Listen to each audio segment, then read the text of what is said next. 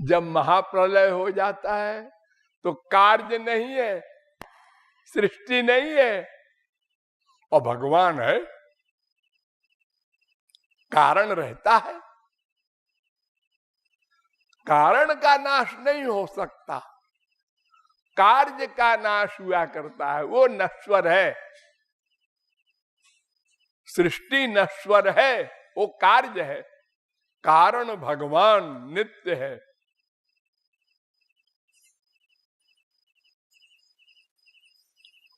और असली रीजन सुनो, भगवान ने कुछ बनाया नहीं, कुछ बनाते नहीं है। अगर बनाते तो कंप्लेंट हो जाता भगवान के ऊपर, तुमने संसार बनाया है, हाँ, ते गलत फलत क्यों बनाया? क्या मतलब?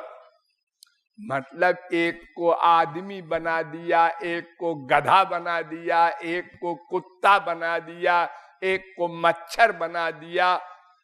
ये 84 लाख प्रकार के अलग अलग स्वभाव के और अलग अलग ढंग के, कोई बहुत दुखी है, मनुष्यों में भी 2 रोटी नहीं मिलती, मर गया, बिना खाना खाए मर गया हो, 15 दिन नहीं मिला कुछ खाने को, मर गया। और एक आदमी को देखो तो हलवा पूरी फेंकी जा रही है, अरबपति है, खरबपति है, ये मुकेश अंबानी है, अनिल अंबानी है। एक ऐसा भी है, ये तुमने ऐसा कैसा उल्टा पलटा बनाया संसार? सबको एक सा बनाना चाहिए, तुम तो भगवान हो। एक बेचारे को सृष्टि करते ही गधा बना दिया, ले लो, और एक को राजा बना दिया।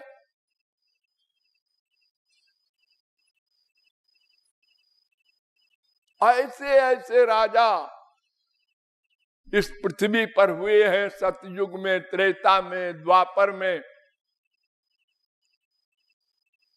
अरबों वर्ष राज्य किया, चित्रकेतु ने 11 अरब वर्ष राज्य किया, भरत ने 1 करोड़ वर्ष राज्य किया, प्रहलाद ने 30 करोड़ 67 लाख 20 हजार वर्ष राज्य किया, और एक को पब्लिक बना दिया, और पब्लिक में भी 1 करोड़पति है, 1 भिखमंगा है। फिर छोड़ो, एक को पेड़ बना दिया, और सुनो, ये भी जीव है, हाँ है, ये गेहूं बना दिया एक को, और लोग उसको खा रहे हैं। हाँ, उसने क्या गुनाह किया था? अभी तो आज सृष्टि किया है आपने। भगवान कहते हैं मैंने कुछ नहीं बनाया रे, सूर्या चंद्रमसौ धाता यथा पूर्वम कल्पयत दिवं च पृथ्वीं चांतरिक्षमथोस्व। ऋग्वेद नारायणोपनिषद 14वां मंत्र। क्या मतलब? जैसा संसार पहले था वैसे ही हमने प्रकट कर दिया, बनाया बनाया नहीं। आप लोगों ने क्रिकेट खेल देखा होगा, हाँ, वो 5 दिन होता है। हाँ, आज खेल समाप्त हुआ तो जिसने सेंचुरी बनाई थी और जो आउट हो गया था, हाँ, वो उसी प्रकार दूसरे दिन खड़ा कर दिया जाएगा 10 बजे जब खेल शुरू होगा। जो आज आउट हुआ है वो कल भी आउट मान लिया जाएगा, बाहर रहो। तुम आउट हो चुके हो कल। तुमने कितना रन बनाया था कल? 102। हाँ, तो उसके आगे चलो। यानी जैसा पहले कल का था, समाप्ति के समय उसी पोजीशन में वो खड़े कर दिए जाते हैं लोग। ऐसे ही प्रलय के समय जीवों की जो स्थिति होती है अपने अपने कर्म के अनुसार, वो सृष्टि के समय उसी प्रकार फिर खड़े कर दिए जाते हैं अपने अपने पाप पुण्य के अनुसार। भगवान की ओर से कुछ प्लस माइनस नहीं होता। ससर्जेदम सपूर्ववत्, भागवत दूसरे स्कंद के 9वें अध्याय का 38वां श्लोक। जैसा पहले था उसी प्रकार प्रकट कर दिया। प्रकट, अकल्पयत वेद कह रहा है। अकल्पयत माने सोचा। जैसा पहले था वैसे ही सब खड़े हो जाओ। अंपायर ने अलार्म किया, सब खड़े हो गए। बोलने की जरूरत नहीं भगवान को, सत्य संकल्प है। सोचा, हो गया। तो कुछ बनाए ही नहीं, ऐसे ही पहले था ऐसे ही अब हो गया। और जब ये प्रलय होगा तो ऐसे ही प्रलय हो जाएगा। वो कुत्ता भी मरेगा, वो आदमी भी मरेगा प्रलय में, और सब जीव जाके भगवान में चुपचाप लेट जाएंगे मूर्छित। मन नहीं रहेगा, पेंडिंग में पड़े रहेंगे, कोई कर्म नहीं होगा। अब जब भगवान को दया आएगी कि बेचारे जीव सब पड़े हैं ऐसे ही, इनको जगावें, जीवों को जगावें। इनके शरीर भी नहीं है, मन भी नहीं है, कर्म भी नहीं कर सकते बेचारे। तो इनको प्रकट कर दे कि तुम लोग साधना करके और हमको प्राप्त करके मुक्त हो जाओ। जाओ, अब की बार गड़बड़ न करना। फिर हमने गड़बड़ किया फिर गड़बड़ किया। बार बार भगवान आए, सुधार किया, संतों को भेजा, जाओ भाई ठीक कर आओ, ये लोगों को समझाए आओ। हमारा वेद पढ़ते नहीं ये लोग, ये BA MA और PhD और कोपरा डी करते रहते हैं। इनको जाओ समझाओ, इनकी भाषा में समझाओ। वो भी आते हैं बेचारे महात्मा लोग, भी समझाते हैं हमको, हम समझते भी हैं, सिर भी हिलाते हैं, लेकिन फिर वही उसी संसार में फिर लिप्त हो रहे हैं, फिर भूल जाते हैं भगवान को। तो इस प्रकार भगवान ने कुछ बनाया बनाया नहीं, जैसा संसार सदा से चला आ रहा है। एक दिन शुरू हुआ ना ना ना ना। अगर सृष्टि को मानोगे एक दिन शुरू हुई, तो इसका मतलब भगवान एक दिन शुरू हुआ। उसके पहले भगवान नहीं था, ऐसा मानना पड़ेगा फिर तो। अरे जब भगवान है तो उसकी शक्तियां भी है, जीव माया, और जब उसकी शक्तियां हैं और जीव भी है तो जीव कर्म करता होगा, तो उसके साथ उसका पाप पुण्य भी होगा। तो ये अनादिकाल से इसी प्रकार चल रहा है। सृष्टि प्रलय, सृष्टि प्रलय। पहले क्या हुआ? पहले वहले मत बोलो। पहले बीज हुआ कि पेड़ हुआ?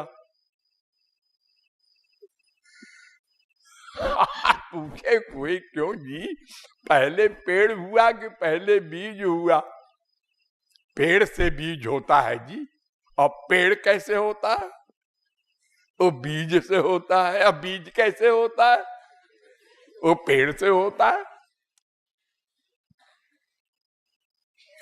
ये देखो, इतने सारे पेड़ जंगलों में, ये कोई लगाने गया था क्या? कहां से हो गए सब ये? हम एक आम की बाग, अमरूद की बाग, नींबू की बाग लगाते हैं, कितनी मेहनत करते हैं, फिर भी उसमें 10 पेड़ सूख गए, 2 पेड़ लगे। और अरबों खरबों पेड़ पहाड़ों के ऊपर, इतनी ऊंचाई पर अपने आप।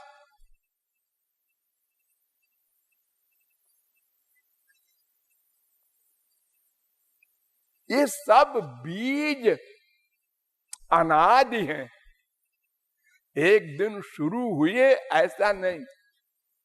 तो जड़ चेतन, ये दो का मिक्सचर, ये शरीर है दोनों। तो जड़ वस्तु माया का स्वरूप है, चेतन भगवान का स्वरूप है। ये दोनों कंबाइंड हो करके, और भगवान साथ में, ये तीनों कंबाइंड हुए, भगवान, जीव, माया। ये तीनों आपके शरीर में भी है। आपका ये शरीर माया का है, हाँ, और भगवान अंदर बैठे हैं, हाँ, और आप भी अंदर बैठे हैं, हाँ, तीनों है ना, हाँ। और इस पृथ्वी में भी भगवान सर्वव्यापक है, और प्रलय में भी ये तीनों रहते हैं, जीव, माया, ब्रह्म। तो सब ये सनातन, ऑटोमेटिक, हमारे कर्मों के अनुसार। ध्यान दो, हमारे पाप पुण्य के अनुसार ये संसार सदा से चला आ रहा है। इसलिए आपको ये आश्चर्य नहीं करना है कि भगवान सत्य है, असत संसार कैसे बना। तो संसार असत नहीं है फैक्ट में, लेकिन नश्वर है।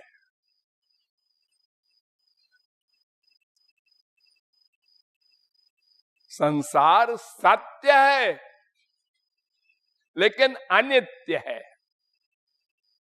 असत का मतलब क्या होता है? कुछ नहीं।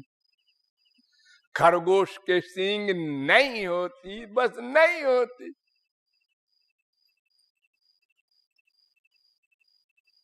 तो अगर असत होता संसार, तो कुछ न होता है। तो ये सब दिख रहा है,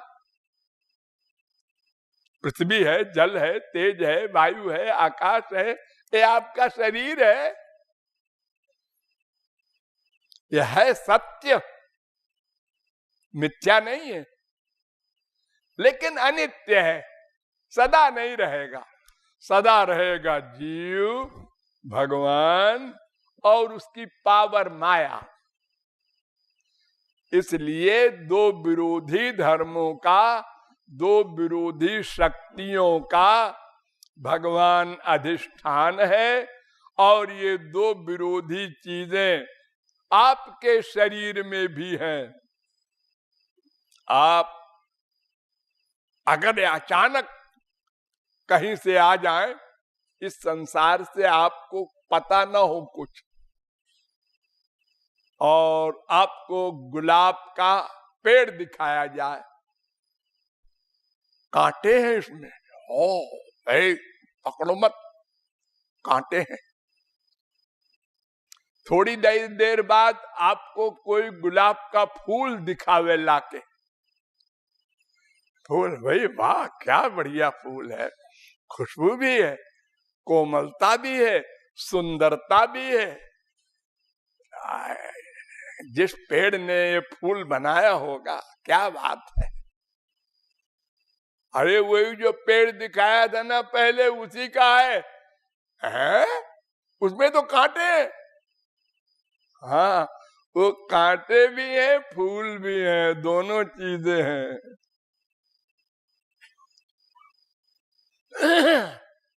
मिट्टी आप लोग देखते हैं, हाँ मिट्टी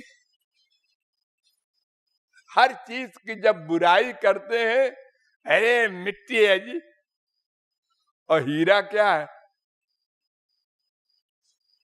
हीरा है, हीरा है, ये भी तो मिट्टी है। काहे से बना हीरा? सोना काहे से बना? मिट्टी से तो बना।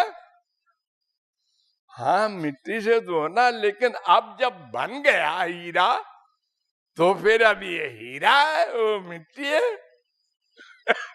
ऐसा बोलते हैं हम लोग।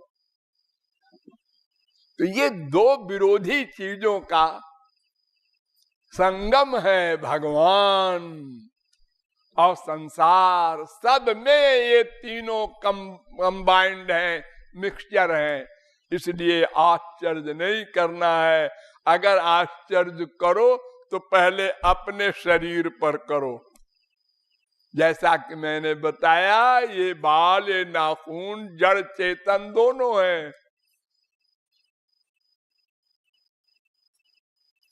अतएव दो विरोधी चीजें आपके संसार में हैं।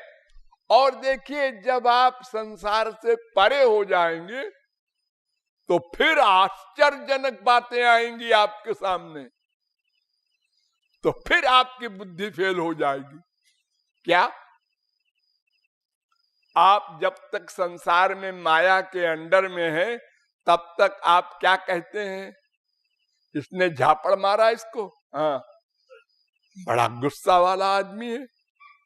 नहीं जी, इसको तो गुस्सा कभी आए नहीं आज तक। क्या बकबक करते हो? अरे झापड़ मारा उसको। हाँ मारा तो है लेकिन गुस्सा नहीं आता कभी इसको। ढीला है तुम्हारा, इसने इसका मर्डर किया है। अच्छा, लेकिन गुस्सा कभी नहीं आता इसको। ये कैसे हो सकता है जी? तो तुम बोलने वाले पागल हो। नहीं नहीं, समझने वाले तुम पागल हो। सुनो, अर्जुन ने करोड़ों मर्डर किया। हाँ किया, सुनते तो हैं। वो महापुरुष थे कि नहीं? हाँ तो गीता ज्ञानी महापुरुष। हनुमान ने ब्राह्मणों की, करोड़ों ब्राह्मणों के मर्डर किया लंका में। हनुमान जी महापुरुष? अरे महापुरुष क्या हो तो भगवान शंकर है। हम लोग पूजा करते तो गुस्सा उनको आए नहीं। अरे गुस्सा कैसे आएगा? वो तो सिया राम मैं सब जग जानी, उमाज राम चरण रत, विगत काम मद क्रोध। क्रोध वहां कहाँ आएगा? क्रोध तो माया का विकार है। माया चली जाती है सदा को भगवत प्राप्ति के बाद। अब हनुमान तो सदा के महापुरुष हैं। तुमने सुना प्रहलाद को बचपन में भगवत प्राप्ति हो गई थी?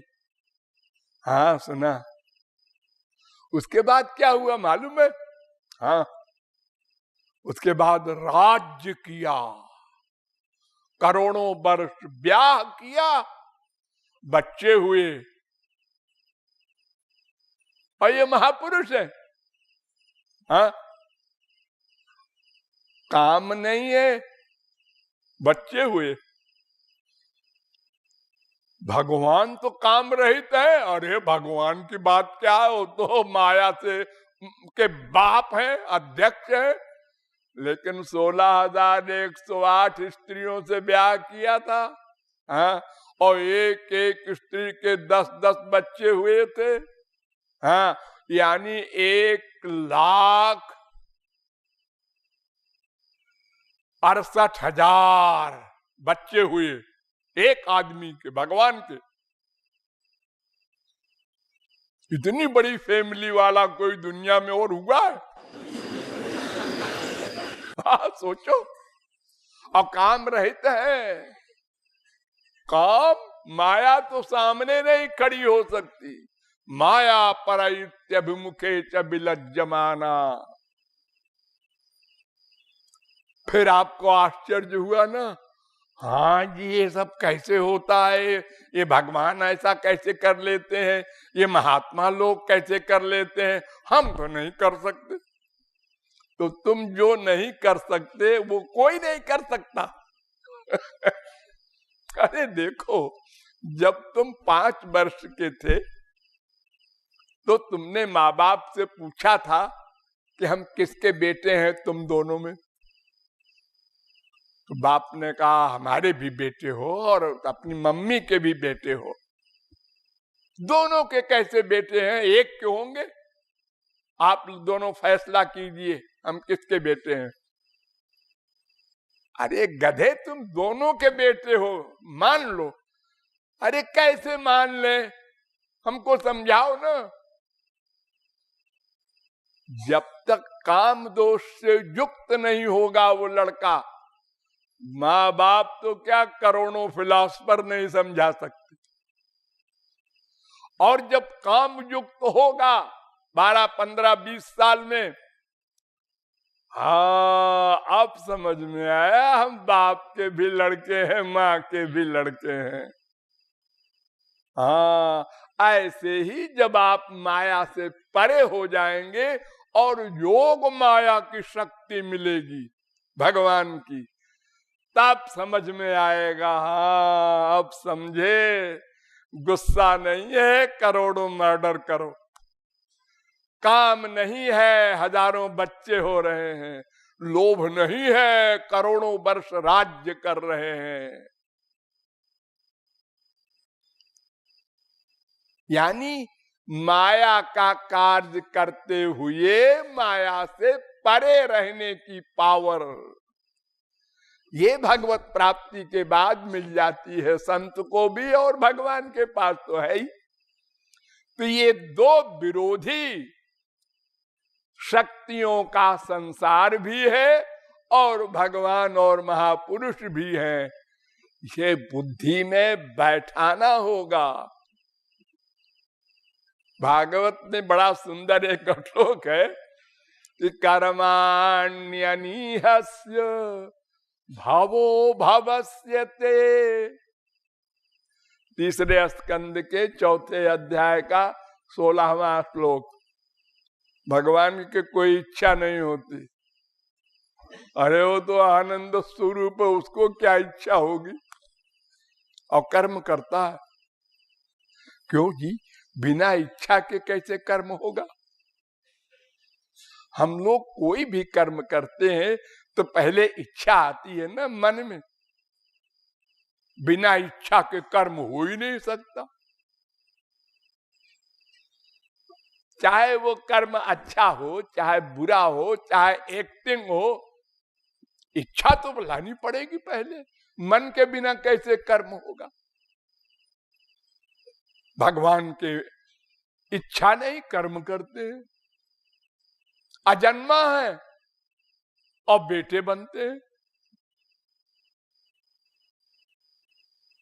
कालात्मा है, जमराज कांपता है और जरासंध के भय से भागकर द्वारिका में खड़े हुए ऐसे डरपोक, उनका नाम ही पड़ गया राजा रणछोर।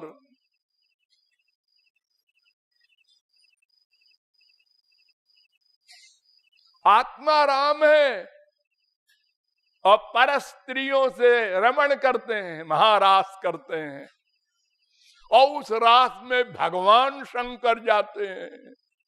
छोटे मोटे नहीं जा सकते, सब महापुरुष महापुरुष रहते हैं। ये बुद्धि में तब तक न आएगा जब तक आपकी बुद्धि माया से आगे न चली जाएगी। अरे देखो, हमारे इंडिया का कानून रूस में, अमेरिका में लागू नहीं होता, तो हमारी माइक बुद्धि का अनुभव भगवान के एरिया में कैसे लागू होगा? उसको मानना पड़ेगा पहले, फिर साधना करके जब उस क्लास में पहुंच जाएंगे तब समझ में आएगा। ये पृथ्वी सामान को खींच लेती है, कोई सामान ऊपर से फेंको तो खींच लेती है, लेकिन ये कहां तक? एक सीमा है, वहां तक का सामान खींच लेती है। उसके आगे कोई सामान चला जाए तो वो ऊपर ही रह जाता है, उसको नहीं खींच सकती। तो इस प्रकार भगवान में अनंत विरोधी शक्तियां हैं, इसलिए भगवान और महापुरुष ये दोनों दो विरोधी कार्य करते हैं। और इसकी झलक मैंने आपको संसार में भी बता दिया। ये छाती है आपकी, छाती, ये छाती है ना आपके, हाँ। इस छाती में चिपटाने का सुख मिलता है आपको ना, हाँ। लेकिन अलग अलग, माँ को चिपटाया, बाप को चिपटाया, बहन को चिपटाया, बीबी को चिपटाया, दुश्मन को चिपटाया, होली होली पर छाती तो वही है ना आपकी एक, लेकिन कितना बड़ा अंतर सब में हो गया। हाँ, तो हम लोग कर लेते हैं ये कमाल। अरे तो फिर तुम भगवान के बारे में क्या डाउट कर रहे हो, जब तुम ही तमाम कमाल कर लेते हो। हाँ आश्चर्यजनक कर लेते हो। एक पिता अपनी पुत्री को चिपटा रहा है, वो विदा हो रही थी, दूर से देखा एक आदमी ने, देखा देखो देखो देखो कलयुग आ गया, देखो यार सबके सामने चिपटा रहा है, लफंगा गुंडा। लोगों ने कहा अरे उसकी बिटिया है। अच्छा अच्छा, मेरा दिमाग खराब हो गया। ये हम लोगों की बुद्धि का हाल है, हम संसार ही नहीं समझ सकते, भगवान की बात क्या समझेंगे।